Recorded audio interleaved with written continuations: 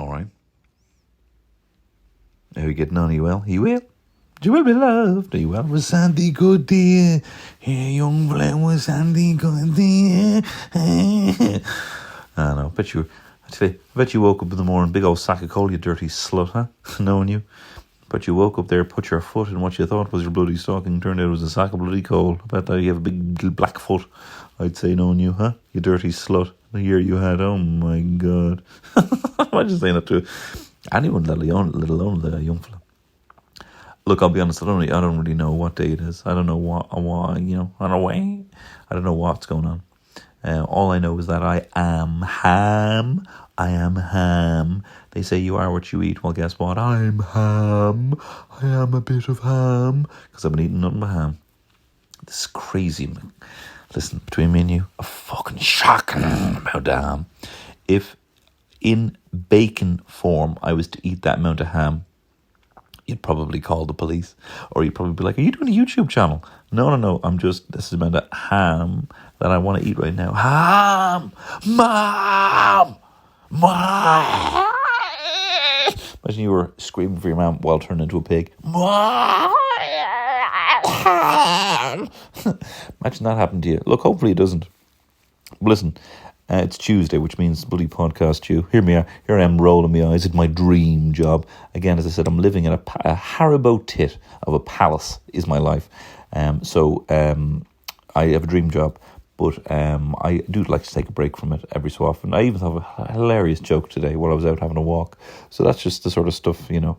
It was about me, something to do with me looking a bit like a paedophile or something like that. But it was a really funny joke. And I was laughing to myself there. And that's the sort of thing you need. You need a bit of downtime. So you can come up with absolute fucking zingers like I did about me. Hello, do you want to look a bit like a paedophile? Something like that. But I'll word it better.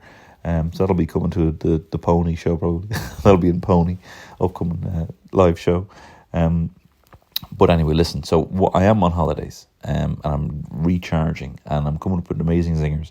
So what Jordan has very kindly done, a good pal, Jordan Daniel, friend of the pod. I'd say fellow associate producer at this stage. I haven't given him a title. He's not even listened to this, so it doesn't really matter. He has edited together a best of episode. I didn't do a best of 2020. I didn't do a best of 2021. So consider this. And there's also going to be another one on the Patreon. The 2 best ofs for the 2 years. And then as years go by, I will do a recap. And I will hopefully have people contribute. This was mostly for people on the Patreon. And a few people on Instagram stories sent me in their favourite moments. And this is them. And I tell you, check in the old show notes. There is some zingers in here. Zinga.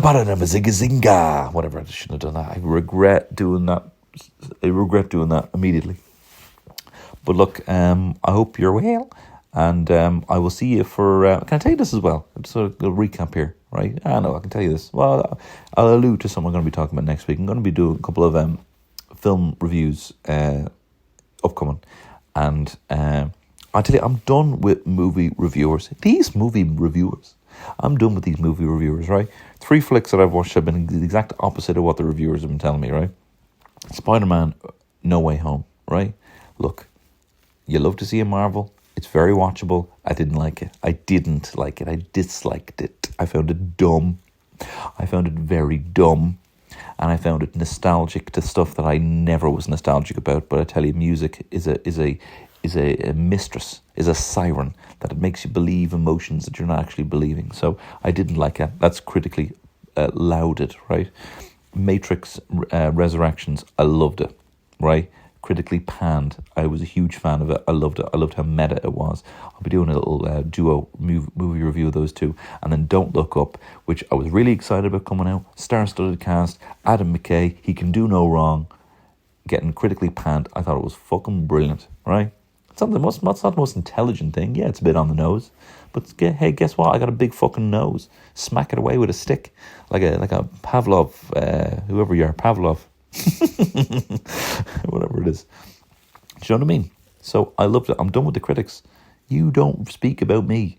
Every single flick that you see on Rotten Tomatoes right now, you have the critic score and the audience score, and they couldn't be more flipped, right?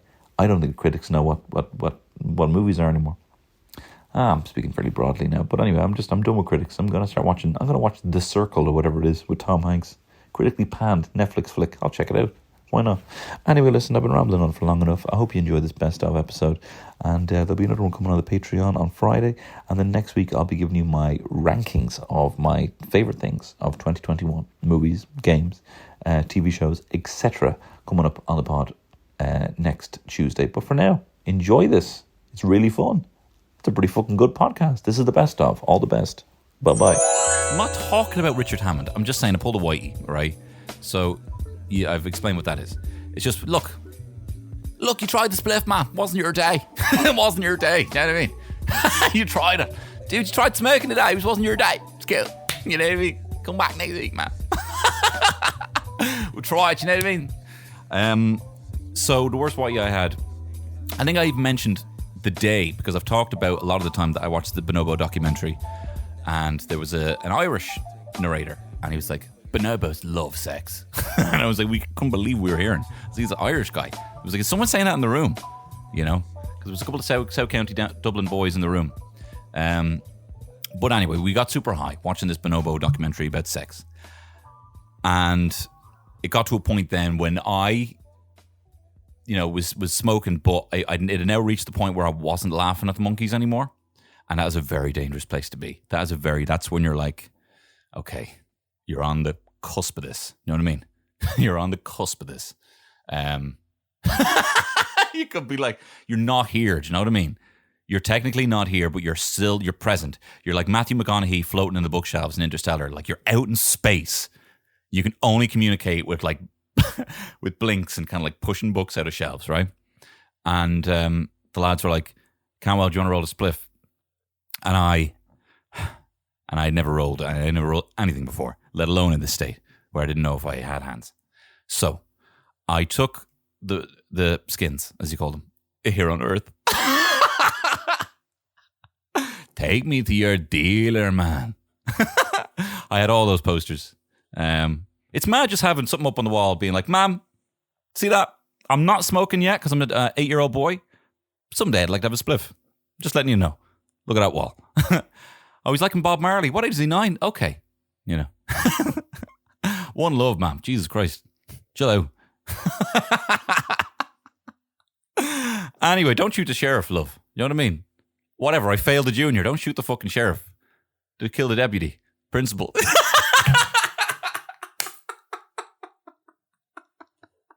Well, I'm glad you're having fun, Tony. I'm glad you're having fun. No, there was a thing. There was skins in my hand and a song on my heart. And I took the skins and I took the tobacco. And the unfortunate thing about the tobacco it wasn't unfortunate. I was just inexperienced. It was like essentially a block of tobacco because it had been condensed. Whether he'd just been sitting on it, my mate in college, or it had just, what am I saying? Focus. Or it had just come like that, and it kind of comes. I didn't know that you kind of break it off that kind of condensed tobacco. You sprinkle it out. You let it aerate a little bit. Take it in, and then you just sprinkle it on. So it's loose. It's looser, right? So I didn't know that. And I essentially just carved off or like sliced a side of this bar of tobacco rather than spreading it all out. And then I took the weed and I didn't have a grinder. So I just pretended to try and do it with my hands, but I couldn't. So I was just putting these rocks in. 3 big rocks of weed, like condensed sticks and everything. Horrible, right? And then I didn't know how to roll it. So I was like one skin. There was a little bit of a hole there. God, please don't look at me. Please, can't have anyone look at me right now. I'm literally doing this by pushing books out of a bookshelf with my mind. Like, this is the only way I'm actually able to do this, and somehow my fingers are moving, right? So I rolled it together with one skin. It was falling apart. Put another skin on it. Honestly, it was like 5 skins. It was like a papier-mâché submarine with the fucking with the holes and the kind of observation bubbles, like yellow submarine. It was honestly like a papier-mâché submarine, and it didn't have a roach. So you're like, you're literally like you're like sucking with the level of ferocity that, like, if your friend was bitten by a snake and you had to extract the venom, that don't you fucking, like, that level of intensity you had to, because there was no roach, right? So there was no much of any area for the air to just travel through and to do its wonders with the weed. So this papier-mâché, essentially exhaustless, because it didn't have an exhaust pipe, spliff, And I was like, oh, finally done. And I gave it to the lad, and they were like, no, man, like whoever whoever rolled it gets to get off the dole and get a job of smoking this. Something. Hey, man, whoever rolled it, or some kind of, you know what I mean, like something like that. And I was like, oh, that's the, because there's a lot of rules that you just kind of abide by, and you're like, okay, fine, cool, you know more than me, And I didn't need this. This is not what I needed. I didn't need a submarine to take me under. I needed like Icarus. I needed like an angel to show up and be like, hey, man, it's cool. Like big, handsome Angel Gabriel just to show up and be like, hey, man, look, it's cool. You don't have to do this. Come on. I'm going to show you a view of your gaff. It'd be like playing Microsoft Flight Simulator. Come on, we fly over your mass gaff. I'm like, all right, thank you. That's what I needed. But that's not what happened. So I take it and I light it. I light the front of this submarine. And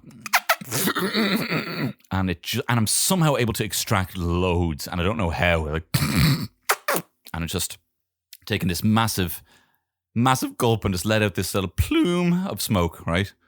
And it just and that is, and then I said, "Look, lads, thanks very much. Look, that was a great day. That was fun. Look, I'm so glad I met you guys. You know what I mean? You're good friends of mine. Look, thanks so much for the snacks, man. You know what I mean? I wasn't expecting the Rios when I came here. I owe you. I'll get you lunch in the canteen next time. And how funny was that documentary? I wasn't expecting the Irish guy. Anyway, look, I'll talk to you about it on Monday. That's what I wish I said. And what I said instead was, release me, release me. Like, but with my nostrils, release me.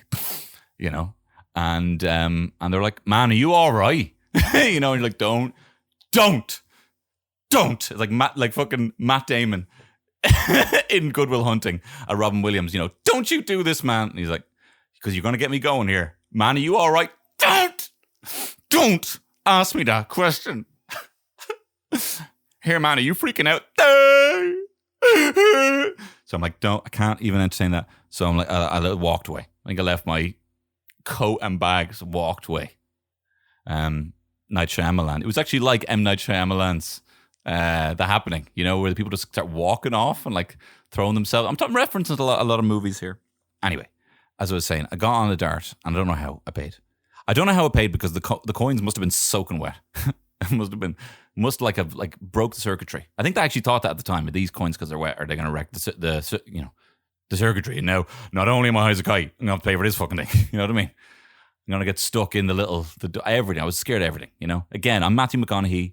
I'm floating, I'm floating in space, communicating by throwing books off shelves, and everyone's looking at me. I'm like, don't look at me. You know what I mean? Anyway, I got on the dart, and it was summer. It was a summer's day. You know what I mean? So everyone's looking around.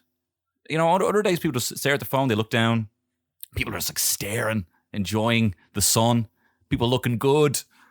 And I got on the dart, and it was like, all right, have you ridden on King Dakar before? Hey, welcome to Six Flags. Have you ridden on King Dakar, the world's biggest roller coaster, before? Oh, so what you do is hold on to this fucking single bar as tight as you can, because you will fall off, right? That's what I felt. And I was holding on to this thing, white knuckled, like, all right? And then look, this was before I had the kind of wherewithal to be like, before I realized that it's in your head, right? And you can say to yourself, hey, you can be your own Angel Gabriel. You can be your own Momoa. That's who would have showed up. You can be your own Momoa and be like, hey, bro, it's cool, man. Don't worry about it. Come on. Come back over here. Come back over here. You know what I mean? And then the other side is Richard Hammond, like, in the fucking ground, calling to you. And Momoa was like, come on, come over here, man. It's cool, come on. And I didn't know that you could make that choice. I thought there was only one way. And I just walked with Hammond. I walked with Hammond. And not the good Hammond. John Hammond. Welcome to Jurassic Park. I would have loved that. Richard Hammond twitching in the ground. I can't believe he survived that crash. And I realized I need to get sick. I need to get sick right now. There's something happened. No, it's fine. Just I smoked something now that's basically created this demon spawn. No, I'm fine. Like just this demon spawn, and the only way of me, unfortunately, getting rid of it is to expel it right now on the doors of this dart. That's the only way I can kind of get rid of it right now. So I'm gonna do that, and I did that, and I was even pressing the button like beep beep beep beep beep beep, and I click click click click click click blah, click click click click click, and then I opened and walked out. I walked off the dart. I walked off the dart like. I just realised I just walked off the dart like, and I'm free. And I felt great. And whatever symbiote was in there can turn that fucking dart into a load of venoms. It was out of me. Do you know what I mean? It was out of me. And I was happy then. And I walked up and down the beach super high, and it was fine. But I feel for this rush hour dart that had to deal with that. You know, seeing a load of fucking Doritos and Monster Energy drink. You know, I didn't have a good diet at the time. So instead of that, all right, how you getting on? I once threw up on the doors of the dart at Sandy Cove in Glasgow. I used to work in Dublin Zoo, right? I used to work in Dublin Zoo selling HB ice cream, Cornetto Softs, right? And I had long hair then as well, and I had to wear it in a big hairnet, right? Even though I was handling an ice cream, I had to have my hair in a hairnet and then put a cap on top of it. I looked like a fucking Jackson, right? Like of the five. I looked like Michael Jackson. And basically I had to go around selling Cornetto Softs, and I did it with my mate Joe. Well, one day we were allowed. They just said, does anyone know each other here? And I was like, yeah, we do. And then we were allowed to go around selling Cornetto Softs. Basically, there was a big, massive, I had to cycle around Dublin Zoo with it was a fridge that had a bike stuck to it, right? Well, I mean, it was you know, whatever, it was made. It wasn't stuck, like it wasn't glued. See, this is what I'm talking about. I think it's a funny bit, and I want to talk. I'm not fucking talking about this. I'm not talking about this. Well, I have to now, right? Oh, why? Like, I'm literally just talking to a microphone, and I'm acting like someone's like, "Stop! Will you leave me alone?" That's the feeling that I'm getting now. It's just like, will you just fucking leave me alone? And I'm literally just talking to a microphone here, right? How's that for mental health? Anyway, I'm not trying to have a fucking... Calm down. Take a breath. You wouldn't treat a dog like that. So anyway, we had to cycle around these bikes that had fridges attached to them. And no one showed us how to pull a Cornetto Soft, right? So basically, you had these cartridges and then you had the cone. So you'd put the cone in a little holder, you put the cartridge in, then you'd pull it down, right? So we were there and some kid was like, yeah, can I have a Cornetto Soft, please? And we're like, right, where we go. First customer of the day. We put the cone in and then we put the little cartridge in and we were pulling down on it and just, it wouldn't budge. For whatever reason, we just felt really weak, and this thing, we couldn't get the ice cream to come out of the cartridge onto the thing. And we were pulling it so hard that the thing broke and just fucking flung this plastic cartridge across the zoo, right? And then this little kid, he couldn't have been more than like 5, just said, you know, you have to peel the thing off before you pull it. You have to peel the thing. You have to peel the thing off. So anyway, we did that. And we were pulling Cornetto Softs. And some kid ran over to us and was like, help! The Lord Mayor's son is missing! The Lord Mayor's son is missing! And I was like, what? Oh, what? Because you feel like I work here. It's my authority to help find the Lord Mayor's son. It's my first day. It's my first day, and I'm going to get in trouble for losing the Lord Mayor's son. So I started like, okay, calm down. Right, we need to find... And then my mate Joe, who was in Young Fianna Fáil, don't hold it against him. He was the head of Young Fianna Fáil at the time. And he goes, whoa, hang on. Royston doesn't have a son. And the kid ran away. The kid, with the fucking weirdest prank ever, was like, I tell you what I'm going to do. I'm going to run over to these 2 Clims and I'm going to say the Lord Mayor's son is missing, and I'm going to have them looking for ages. But Joe was fucking smart. He had one up on this kid. He said, sorry, Royston Brady doesn't have a son, who was the Lord Mayor at the time. And the kid fucking scarpered off. Now, the job got really shit when they separated me and Joe, and then they put me in the restaurant, right? And they were like, right, Tony, you just make chips, right? I think they could tell how stupid I am, right? And they were like, I hadn't even been there first day, and they're like, right, you just stand here and make chips, right? So I'm there at the fry thing, and I'm pouring in the frozen chips into the fry basket, and then putting them in the oil. And then you check them, check the colour, and after a certain amount of minutes, you time it, you know. and then you put the chips to the side. So I was like, right, you're in charge of chips. So I was there, put them in, did it, checked it, and then put the chips to the side. I'm like, right, there we go. First bunch of chips done. And it was really slow. There was no one in the zoo restaurant. So no one was coming and no one was ordering anything. So I was like, right, well, I've cooked the first thing of chips. Now I'm just going to cook more chips. And I opened another bag. And I put them in, wait until they were brown, whatever, 5 or 6 minutes. And then I put them on the side under the lamp. And like, just all I was told was to just make chips. So I did. And I kept making chips. And so and I was just like left alone. And like, this is the thing, I have a weird thing where like I have to be busy, you know, like I have to look like I'm busy. I keep even now I feel like I'm going to be found out for being a lazy asshole.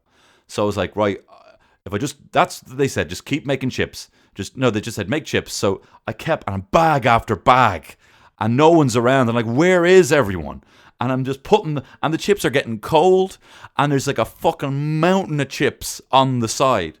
And then the woman who was looking after me, she burst in the door and she goes, Tony, stop making chips! And it was a fucking mound. I must have gone through about 6 frozen bags of chips. And they were like, no, just like, and then, oh no. Like, the disappointment in her eyes. And so she was like, no, just, and then we can reheat the ones. We just put them in again and just for a second, flash fry them. And then I was like, I'm sorry. And then this is my whole paranoia about being in trouble. I'm like, no, but you said make chips. No, but you just said to make chips. So I didn't do anything bad. I still do that now. I do that in my marriage. I'm like, oh no, but you said, no, hang on. You said I'm not in trouble. I'm not in trouble now because, you know. Anyway. See, again, would have been a funnier story if I wasn't so hungover. But yeah, terrible job. And then this is the only thing I can do. This is the thing. I need to thank my lucky stars that I'm not employed for anything else. Because I'm a terrible worker. I was good in sales. I'm gonna be honest. I was good in sales, and I'm an empathetic manager of people. You know, but whatever. Shut up. But anyway, then later on in the zoo, they put me back on the fucking bike fridge. So I'm cycling around. They go, right, Tony. I feel like when everyone was talking to me, they were always like, just like, oh, this asshole again. Right, Tony. Just go over to the petting zoo and sell there. There should be a plug there for the fridge. So I went out to the petting zoo, following orders, and I couldn't find the plug to plug in the fridge. But they said just go to the petting zoo. So I didn't want to go back because I didn't want to get in trouble. So I waited at the petting zoo and there was no one there. I was there at the petting zoo with a bike fridge that wasn't plugged in. And then I waited until my shift was over and then I brought the bike back. And now, obviously everything was melted. Obviously everything was fucking melted. And then they were like, and then I went back and they were like, how'd you get on? I was like, there was no one there. And also, I couldn't find the plug you were talking about. And he goes, you didn't plug it in? I was like, no. And then he looked inside. Everything's melted. And I'm like, you said go to the petting zoo, and I couldn't find the plug. Anyway, didn't get sacked. I just didn't show up one day, and then never went back. I tell you though, kids, you know, like Dumbo, right? I was reading Dumbo to my nephew there. And, you know, there's the bit where the kids are being mean to Dumbo. Hey, you big ears. Hey, you fucking big-eared freak. Blah. And they all look geeky, right? No word of a lie. I remember seeing the kid look exactly like that. Real gangly motherfucker, right? Shouting at the fucking, what are they called? The tapir, right? Shouting at the tapir. Oh, you fucking big nose. You big nose wanker. And like spitting. Like, that exists. That's not just fucking Walt Disney. So I was glad to get out of there. Also, I burnt my bridges there just by being a fucking terrible, excuse me, I'm getting sick, by being a terrible employee. Razzie was our chaperone for this Wicklow Way hike. So he wasn't the biggest, most commanding presence. So we brought with him another chaperone, which is a new teacher, right? This new guy. And this new guy, he obviously was older than us, but he looked younger than us. I remember when he came into the school, we were like, it was like one of those scenes where Andy Dufresne shows up in Shawshank, and all the lads are walking in, and all the inmates like, fresh fish, I'm going to catch a fish, fresh fish, Like that's what I remember. And like we were mad into the Shawshank, so we used to be like, fresh fish, oh yeah, smell me some fresh fish, boy. We used to say that at him. He wouldn't obviously hear us, but like that's he didn't command enough respect. But I remember him like trying to like talk to us, I remember he cooked us a load of sausages, right, the morning. They were all like he barely cooked the sausages. They were still raw. They were just kind of oily, and we were just like laughing at him, being the state of this guy, right? You just can't do anything right. So anyway, we did a bit of the Wicklow way, and we were staying in this hostel. And there was 2 rooms. One room had the 2 teachers. One room had 6 beds. So that was the 2 teachers and 4 other people. And Razzie actually wanted me in there. He wanted to separate me. He was a bit of a messer, right? So he wanted me in there, right? So, because all the other beds had kind of been taken up, and I was like, fuck, and he was going to put me in there. So I jumped into the bed with my cousin Omar and just hid under the bed, and no one seemed to realize, right? So there was a room of like 12 kids, and then the 2 kids, or the 4 kids or whatever, and the 2 teachers. So, come on, what do you expect, right? It's a room with 12 people in. You're meant to go to sleep. It's a fucking sleepover. So everyone was fucking screaming so loud and just fucking laughing and farting and fucking. We had these soundboards. My mate Collie had this soundboard, and it was like the soundboard like keyring, and it was like ow, like all these mad sounds, right? And so we were playing it and laughing, just like deliriously laughing, right? But what we didn't realize is, right, because it's a hostel, one of the beds was being used by like an actual hosteler, like an actual someone who was from a different country who was walking the Wicklow Way hike. So he was in the room with us, right?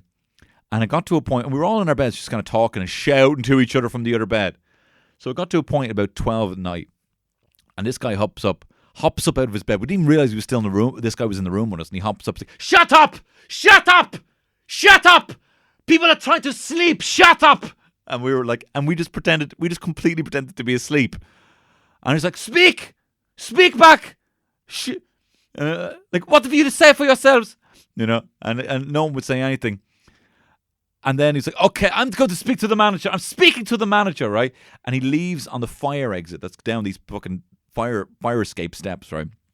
And he leaves, right? So while he got up, right, fucking Razzie in the next door doesn't say and he's a coward, right? He comes back in being like, lads, have you no respect for other people? For God's sake, there's people trying to sleep here. And like, but then ran out before your man could come back, right? So again, he leaves. We still start talking again. We're fucking screaming at the top of our voice. And now we're saying stuff like, Razzie's a fucking dick. Razzie's a fucking asshole, man. And that new guy, right? I'll call him fucking Mickey, right? And that new fella, Mickey, I just can't respect him. We're all saying shit like that. I can't respect him. I just don't respect him. And everyone's like, yeah, I don't respect him either. I just can't respect him as a man, Like, do you see the state of the sausages he cooked? Like, I can't respect him, right? And then as we're saying all this stuff, your man, the guy, the actual hostler, comes back up the stairs, and he's in his underwear, like, because he left in his underwear, and the office must have been closed, right? Because he couldn't come back through. So he basically gone down the fire escape, realised he was fucked, came back up the fire escape, starts knocking on the door, and he's like, hello, let me in, right? So my mate Collie, I remember he jumped out of the bed, like it was literally like jumped, bounced, smacked the fire escape just to open the door, jumped into another bed and opened. The door just swung open for your man. And again, everyone pretended to be asleep, which is my favourite. I think the funniest thing in the world is being incredibly loud, having the door open, seeing that silhouette, and you pretend to be asleep. It'll never not be funny. So he comes in, we're all pretending to be asleep, and he goes, oh, you're all asleep, huh? Oh, you're all asleep. You're asleep like little elves. And we're just, you little elves, all asleep. I'm like, little elves. So anyway, he packs up his shit, goes out, leaves it the proper exit, and goes into the fucking lobby. I think he'd probably try to sleep in a sleeping bag out of the room, right? And So then we're feeling just fucking so buzzed from that, like, oh my God, your man's out of here. Now we can be really as loud as we fucking want. So we fucking really turn it up to 11. We're like doing impressions of Razzie. We're doing impressions of fucking Mickey and the other lad, right? And then we get really brazen and I say, oh, Kieran, man, do you know what you should do? I think I might have even said this part of the podcast before. Do you know what you should do, man? Because we have to go to the other Jacks that's through the teacher's room. This is how cocky we're feeling, right? To go to the Jacks, you have to go through the teacher's room. And lads have been coming and going, right? Through there all night. So we kind of assumed, apart from Razzie coming in, they were like asleep and they couldn't hear us, right? So it was like, you know, what'd be really funny is if you walk in, and as you're walking, because you get farting in our room, right? So like, if you walk in there, and as you're walking through the room, just let out the biggest fucking fart, right? And like leave a fart in there, and then come back. And he's like, right, I'll go if you go with me, right? So, so we walk in, and we in the middle, like it's, you know, we're trying to like. And they're quiet, so we assume they're asleep. So we're walking in, get in the middle of the aisle, and he just and it's one of these fucking farts, right? That like is asking a question, you know, what, you know, what.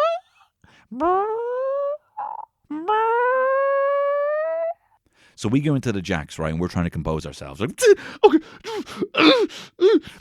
And so we leave, right, and go through the room back into the adjoining room where we are, right? And as soon as we close the door behind us, we all just like, like just everyone erupts, right? And Razzie gets up, bursts open the door, and everyone is just like, again, just pretends to be asleep. Just pretend, like, what was the noise? Did he hear the noise? Did he make up the noise? Is he going, are we gaslighting this man? Do you know what I mean? And so he comes in, bursts open the door, and he goes, do you think it's funny to come into a room and deliberately fart? And everyone's... I'm like, I remember I was in Omar's bed and I'm shaking. Like, we're just shaking. Everyone's just shaking. Trying to hold in the laugh. And no word of a lie. He says the line, the smell of shite! And everyone's... And like he's waiting and the silence is there.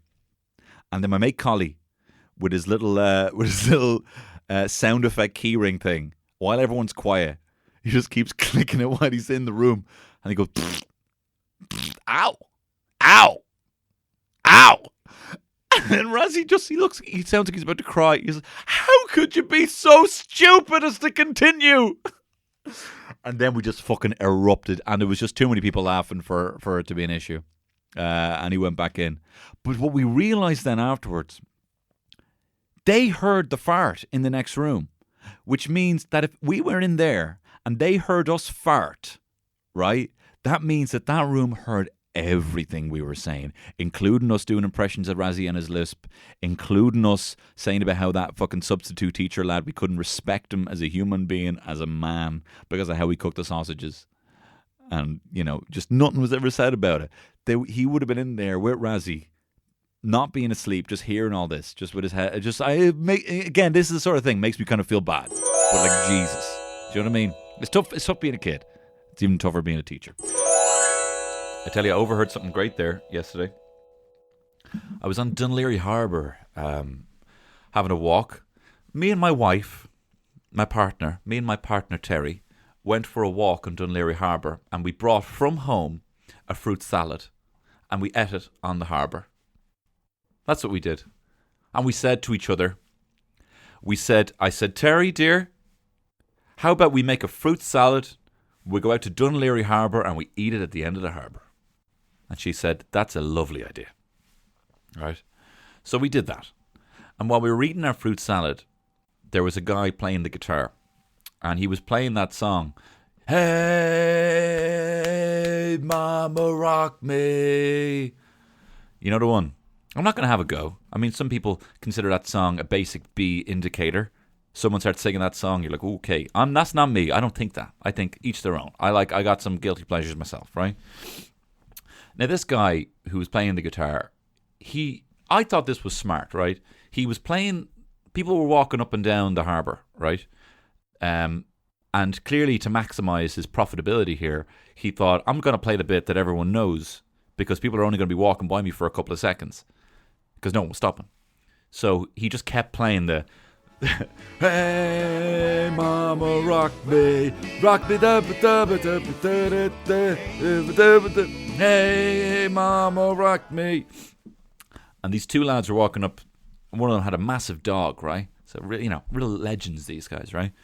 No, that's not fair. That's not fair. But I'll tell you, they were. I mean, they were kind of like, I don't know. They had an air about them, like, they had a static about them. They had a static energy about them that was like, give me an excuse kind of vibe. That's fair. Do you know what? I'm totally projecting. Whatever. The lads were they were loving life. They were fucking locked. They were locked. And they were just loving life, right? That static energy's coming from within. That's a story I'm telling myself. Anyway, fuck off. Shut up. You wouldn't treat a dog like that. Okay. Anyway, the guy was playing the guitar. And he was like, hey, mama, rock me. Same bit over and over again, right? And these two lads were walking up, and your man heard the song from far away, and he's like, oh, you, here we go, fucking, yeah, mama, rock me, you. And then he threw some money in the thing, and he actually stopped, right? But then the guy kept going on to the next chorus, but he was doing the other bit, like he was doing the verse again. And he's like, you already did that part. What, you're only doing the fucking chorus? And your man obviously wasn't stopping. He was like, hey, mama, rock me.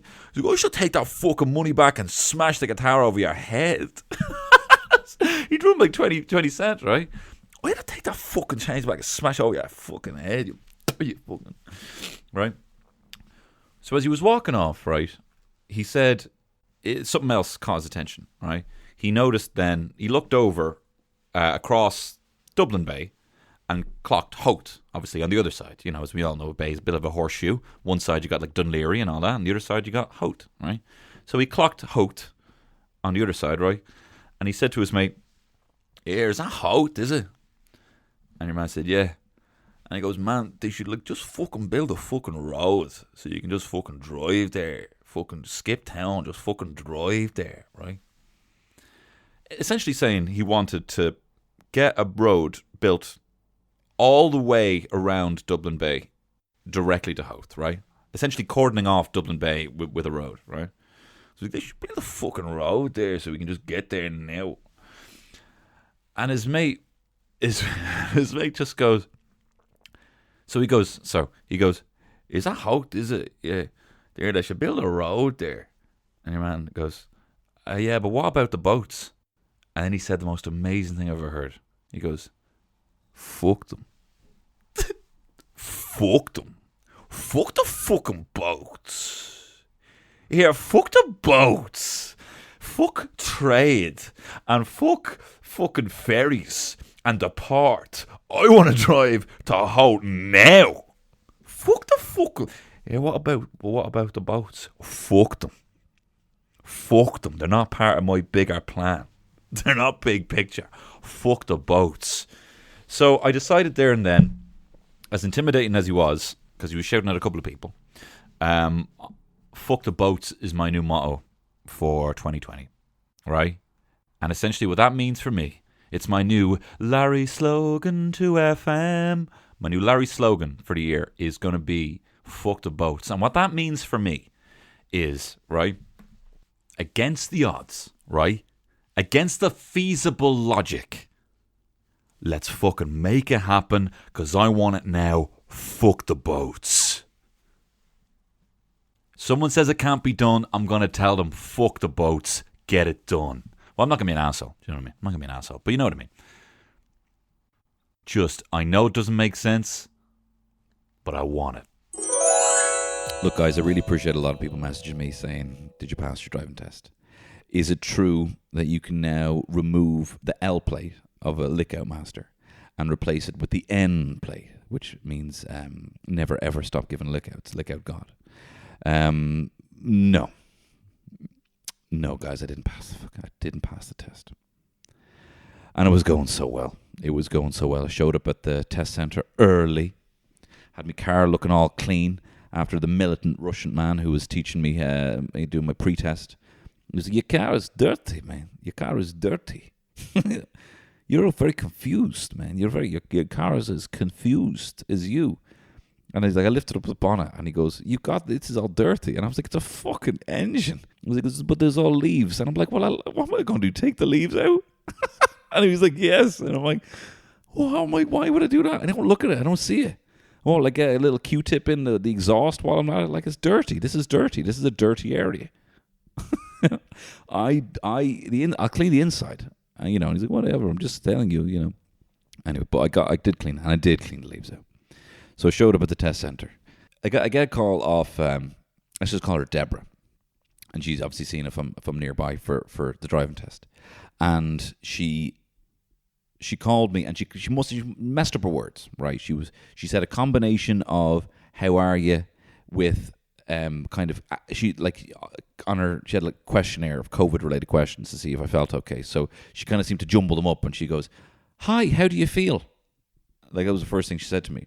And I was like, "Deborah, I feel fantastic. How do you feel?" And she laughed. And I'm like, "I got you now. I fucking got you.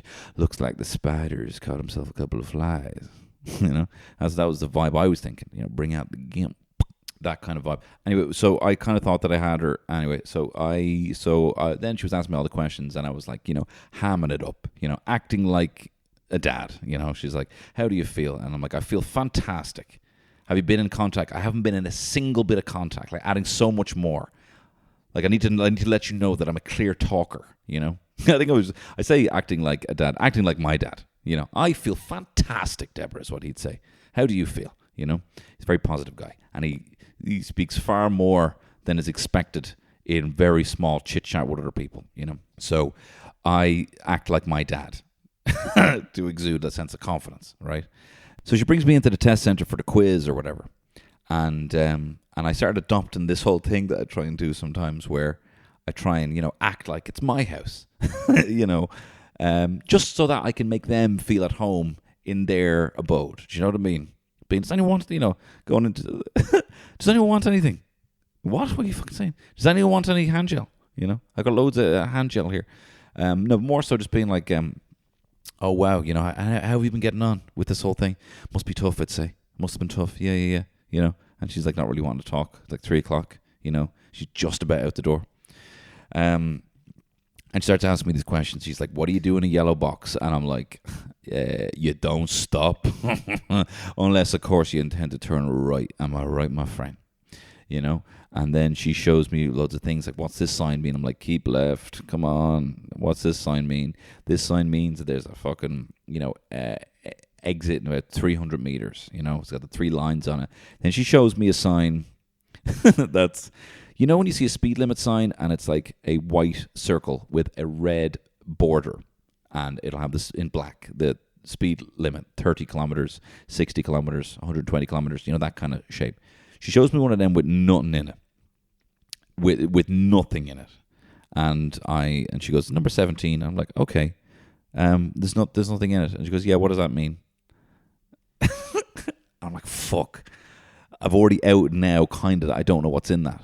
Right, but I had to say something. It's like even when you're in like a table quiz, you just have to write down something, right? Who scored for England in the 1966 World Cup, right? Of course it wasn't Gary Lineker. The times don't match up whatsoever, but you can't think of any player older than that, so you write down Gary Lineker. And it's not Gary Lineker, but you don't think you're going to have to say it to anyone. You just have to write down a bit of pen, just to have something, just to fill it out. You know it's wrong. You've already totted up your points, and you know that you don't have that right. So I had to do that in person. I part of the long con. I've been so confident. I've been charming the whole time. And then I had to be like, and then I was like, "Oh, but it's blank." And she goes, "Yeah, what does that mean?" And so I just go, it means there is no limit on the speed on this road. And she goes, "Okay." I'm kind of getting the vibe. She was good, to be fair. She didn't make out like it was an insane answer. But I went a bit of a pinkish hue in my cheeks. I was still fighting down the urge to go bright red. So then she says, "Great, let's head to your car." And joining us today is going to be a supervisor from the RSA. And I was like, "What are you fucking talking about?" I say with my eyes. But what do you? And she goes, "Look, just ignore him. That's what I do." And I laughed my ass off, of course, because that was kind of a joke that she was doing, and I wanted to make her happy. And I was like, oh, fuck. So now what's going to happen here is you got someone here making sure that you are doing your job as strictly and stringently as possible. And all of my charm, he's going to be looking over your fucking shoulder for this iPad. And she goes, anyway, his name is Tony. I was like, oh, my name is Tony. And she goes, I know. And I was like, okay. But I thought, you know what? If there's another person there, just another person to charm. And I said, come on then, Tony. Yeah, I know Deborah gave me advice not to talk to you, but look, you're coming with me. I hope you don't mind sitting in the baby seat, though. Huh? I have a son. I'm a responsible adult, I seem to say, with my smile. And so there goes me, and let's call her Deborah, and let's call him Tony. It was Tony. Heading off with my key asshole. And look, I mean, not much to say about the actual test itself. I was checking my blind spot. There was one point, though, where we pulled up at the... So when you're doing the driving test, there's a few things that are going to be standard. One thing that's always going to be the case. One is they're going to have you reverse around a corner. They're going to have you do a hill start where you have a car completely stopped, and then to be able to start it so that it doesn't roll back. And a turnabout, where you are facing one direction and you kind of have to turn the car to face the opposite direction. These are all things that are to be expected. So we get to the corner that we're supposed to reverse around, but there's a woman parked at the corner. And you remember to park at the corner. She literally parked at the very corner meant to be taken. And there's some L lad just burning the ear off her. And so then Deborah says, right, we'll just pull up in front of there. Is this any good? She goes, pull up in front of there. And when they see us get out with our notepads and our luminous jackets that say fucking driving test instructor, then they'll usually move. So they got out, and she was standing there for like 5 minutes. So I'm just sitting there in the car, just looking, and you can just hear this guy burn, like, right, he's gone to the fucking dogs. Like, you can't even get a fucking bite, chatting shy about how he just can't. It just tastes different in a beer garden or some shite he's shouting on about. So then they both just get back in the car, and and then I'm like, okay. And she goes, "Oh, we'll have to do the corner somewhere else." And I'm like, I don't want your fucking B corners. This is a good corner, big, nice, wide corner, just barely a little tilt on it. Like, I've done corners like this. She goes, so this is going to be another fucking extra thing I have to do. So I said, look, I'll have a word. And I got out to walk over to the guy. She goes, no, stop. And I was going to be like, hey man, can you just move here? Come on, what the fuck? I really wanted to kick off because I was already frustrated with the situation. But anyway, we did it. We went to another corner. It was textbook. It was gorgeous. It was about an inch from the curb. It was looking good. Did the turnabout. Did it in 2. Didn't touch the curb or anything like that. Hill start was a piece of piss. I was hill starting the whole fucking trip. So we're driving back to the test centre, and we're driving up Watermill Drive, which is right beside St. Anne's Park, heading towards the Raheny Test Centre. And there's loads of trees around there. There's loads of squirrels around there. And as we're driving up that road, a squirrel runs in front of the car. But there's enough time. I see it. I'm observing. And I stop with an adequate time. And he stops in the middle of the road, starts eating a little nut. Right? And we're like, oh, adorable. And I'm like, oh, look at this little fella. I'm charming. I'm a man. I'm a dad. How are you getting back there in the baby seat there, Tony? Holy mess. And she just goes, oh, I'm sure he'll move now. And I'm like, look. I'll sort this. And I don't know fucking why I did this, but I started banging on the fucking horn. I was like, It had been going so well. And then here I am in the middle of this fucking residential area. And a squirrel still didn't move. And I was like, oh shit. And I was like, fuck was I? And I look over and she's writing down fucking little on her little iPad, like trying to guard what she's doing, like writing down. I'm like, what could she be writing down? I was like, of course I'm going to use a fucking horn for a squirrel. And then the squirrel still didn't even fucking move. And I just moved up a few feet, and then it eventually just ran out of the way. I didn't even need to use the horn. And then I was like, oh no, I blimped it. I blimped it on a squirrel with a horn. And then as I was pulling into the test centre, I didn't indicate to pull in. I didn't indicate, I didn't observe, and she wrote something down again. And I failed. And I tell you what, I was so cross, She's telling me this, and lucky I had the mask on because I was miming, fuck you, fuck you, fuck you, fuck you. So Cara comes down. She's from Finglas. She's 25. She works in management consultancy. She seems kind of bubbly. I doubt any woman alive would like to be called bubbly, but hey, Cara, you were bubbly. You seem nice. Ryan's like, hey, what's the crack? Well, what's your dating life been like? And she goes, I tell you, whenever I give people a chance, they're dickheads. And everyone's like, whoa! And I thought, that is edgy stuff. Like it, right? She tells a very funny story about the fact that I'm not doing fucking play-by-play, but whatever. She meets a guy from Donegal. This is going to get excruciating, right? No, just because I don't want to go play-by-play. She met a guy from Donegal. They went out for sushi. It was €24. She thought, that's fine. He paid for that. It was cheap enough. And then he says, here, can you Revolut me 12? Curly whirly. Hey, remember those crab rolls you had? Well, can you Revolut me €12? I'm dying and broke. I'm fucking... that's the thing. That's my little impression of what I think that went down. Sorry for losing it there. I got excited with the voice. Anyway, then I'm actually feeling lightheaded there. And I get into the Big Brother house, and I think based on that interview, I would be booed. I think I would just be booed. I don't know where the hero edit comes from me.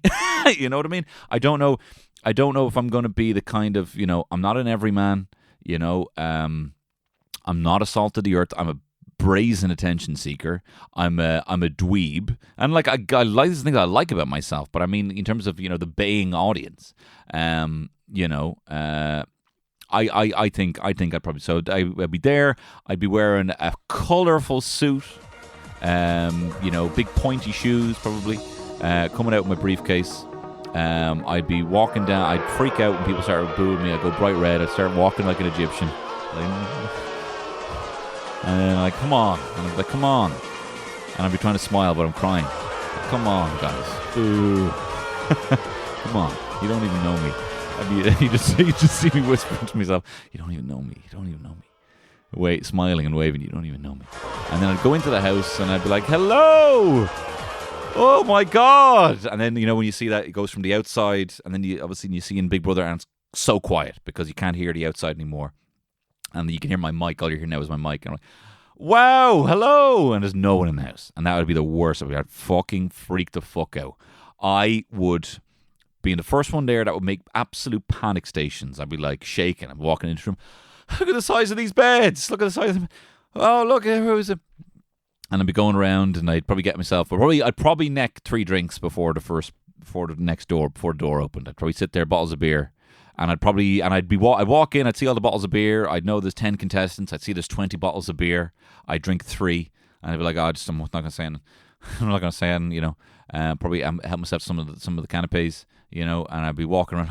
Wow, this is great. And then someone would come down, the doors would open, and I'd be like, oh, hello. And, I would kind of like have to fake my enthusiasm. I would step out of myself and fake my enthusiasm. That kind of like, oh, hey! But it's not how I normally smile when I'm happy. But this is like, hey, who's this?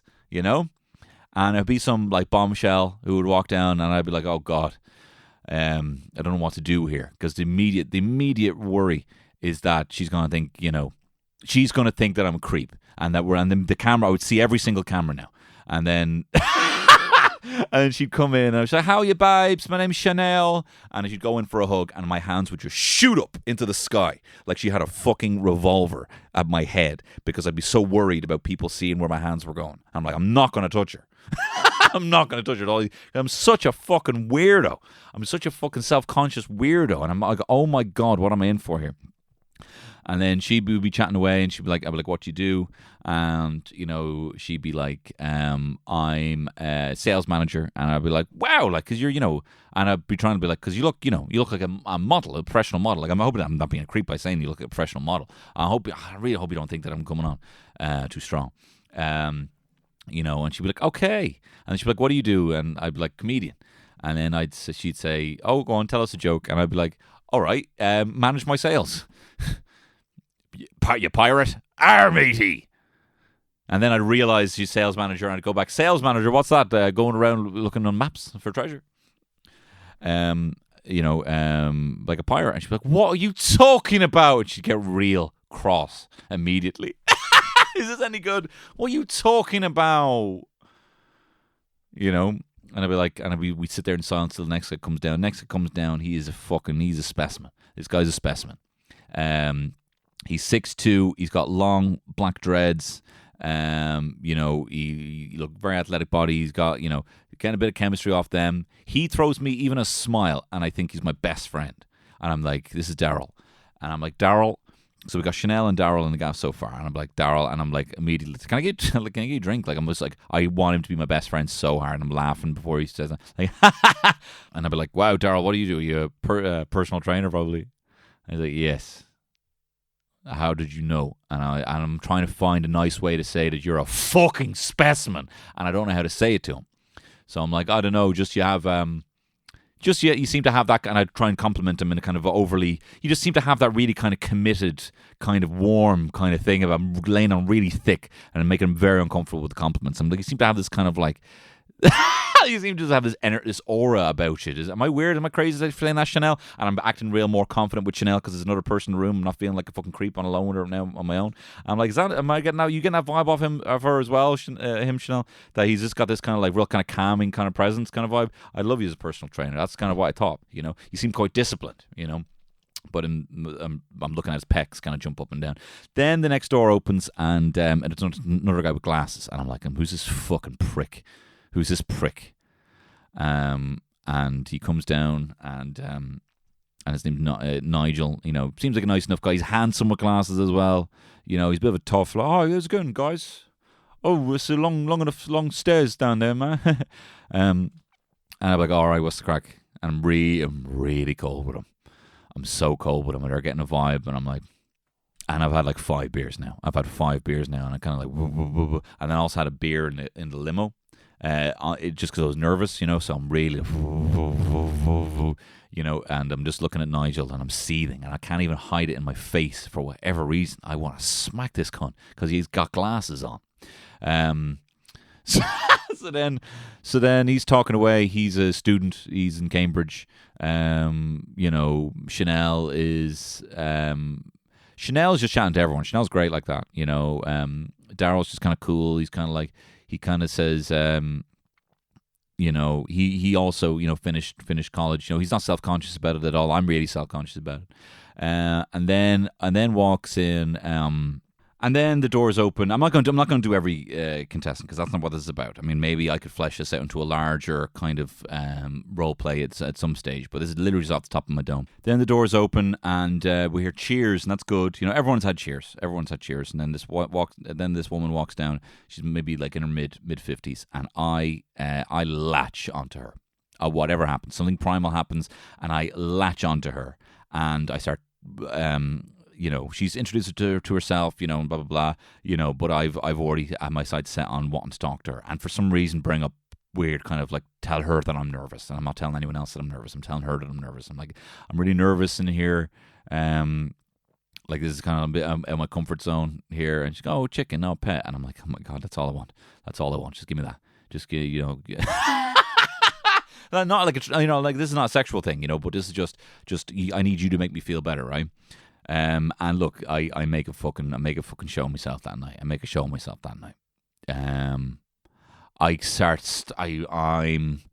I go in as well. Like I drink most of the beers, and people are being kind of nice about it. They're like, I thought we'd have more beers, and I'm like, yeah, what's the beers? Where's all the fucking beers? I didn't bring any fags with me. I didn't bring any smokes. Because I kind of thought if I'm in there for 8 weeks, it would be a good way to kind of fully quit. But I ended up fucking bumming loads of smokes off everyone. Being like, do you mind having one? And then we're like out in the back, and I'm like comparing Irish people to whatever person's talking to me. Daryl's got Haitian parents. I say Irish people are exactly like Haitian people. Whatever. I bring up like a fucking Wyclef so fucking sound. It's great what he did, and he's like, yeah, whatever. And then I'm like, whatever. And then I kind of get the vibe like I've disappointed him, and I get really upset. And I go over to Mildred, is the 50-year-old one. I'm like, I think I've really upset Daryl. And she goes, what are you talking about? You didn't upset him. And I'm like, I think I've really upset him. I think I said something really racist, I say. I think I said something really racist to him. And she goes, what would you say? And I said that Irish people are kind of like Haitian people. I was like, that's just a bit misguided. I think you were just trying to bond with them. And I was like, I just didn't know what to say. Anyway, I end up, even though I have my suitcase on one of the beds, it's very clear this has been my bed.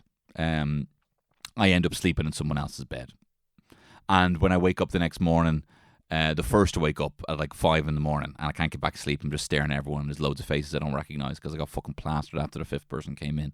And I'm looking around, and I also see that people have kind of like had to bunk up a little bit because my case is still on that bed. No one moved my case, and I'm now in a different bed. And I'm like, oh, and I get up, and I put a fry on because I think that's maybe the good thing to do. And I put a fry on for everyone, and it's a lot. I put on, like, there's 10 of us, so I put on 40 rashers, 40 sausages. It's like I use all the food that's there for breakfast I put on. And it's kind of like a conveyor belt of, like, there's sausages out on trays getting cold because there's not enough room for the oven, and I just don't know how to manage it all. So I cook. There's too much. The eggs are even getting cold. I kind of really thought people were going to be up at like 6, but I cooked everything at 5, and I'm just waiting. There's big mounds of food, like the eggs are all coagulated, and everyone's kind of out, left out. And I kind of think to myself, oh, maybe they can just like reheat it, or I'll just reheat per plate or something like that, because I've never done that like this before. Big pot of coffee, and I'm kind of like, my legs kind of going kind of jittery, and I've got the fear from the night before, and I don't remember who any of these people are. And one of the lads walks out, young guy, younger than me, but a little bit taller, and he's Northern Irish. His name's Declan, right? And I did meet him, but I don't remember him because I don't remember anything after Mildred. So he walks out of the bedrooms, and I'm in the kitchen. And I probably should have described this whole setting a bit better, but anyway, he walks out. And he's all like, so curly whirly. Oh, smell of meat. Smell of meats out here. And I'm like, what's that shit about? You know, I'm still still got a bit of fear. But what's this fucking shit about? And he's like, look, man, like, I know you probably meant well, but like, I'm a vegetarian, man. Like, perfectly honest, fucking half those heads in there are vegetarian. You know, like, and even if we weren't, man, this is the food. That's the fucking food for the week. You're after cooking the whole fucking food for the week. I don't think they're going to be too happy about that. You should have just...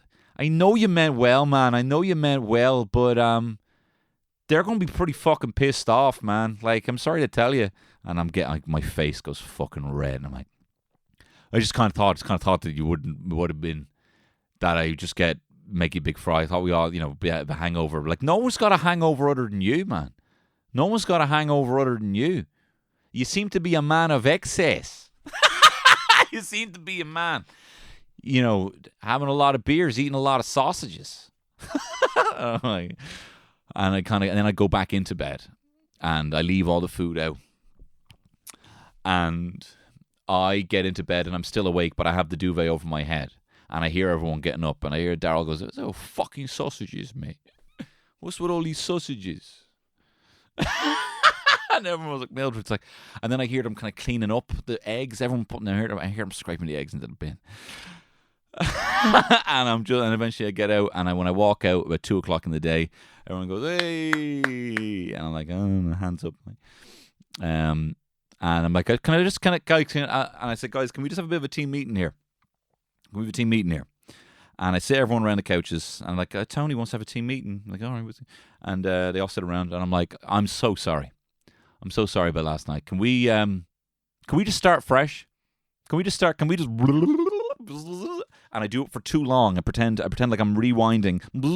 Even me walking up the door, like walking up the steps. Like the whole. I try and like rewind the whole night, and then they're like, "Stop! Stop rewinding the whole night." Well, it's fine. It's fine. It's fine. And that's the first 12 hours.